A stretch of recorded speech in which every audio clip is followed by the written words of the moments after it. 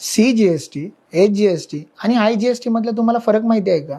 CGST म्हणजे central goods and service tax, SGST म्हणजे state goods and service tax आणि IGST म्हणजे integrated goods and service tax. मित्रांनो, जर तुम्ही एखाद्या राज्यामध्ये एखादा माल विकताय किंवा विकत घेताय तर तुम्हाला CGST आणि SGST लागतो.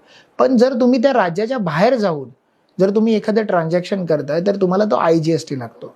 जसं एखादं उदाहरण घेऊ, जर तुम्ही महाराष्ट्रामध्ये राहताय आणि महाराष्ट्रामध्ये जर एखादं प्रोडक्ट जर तुम्ही डिलिव्हर करताय किंवा एखादी सर्व्हिस डिलिव्हर करताय तर तुम्हाला CGST 9% आणि SGST 9% म्हणजे टोटल मिळून 18% लागू शकतात.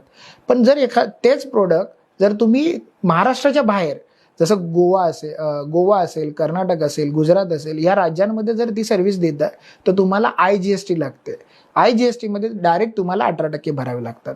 जर तुम्ही CGST मध्ये, SGST मध्ये, IGST मध्ये कोणत्या डिव्हिजन मध्ये फॉल होत आहे ते प्रॉपर पद्धतीने चेक करा आणि त्या पद्धतीनेच तुम्ही GST चार्ज करा.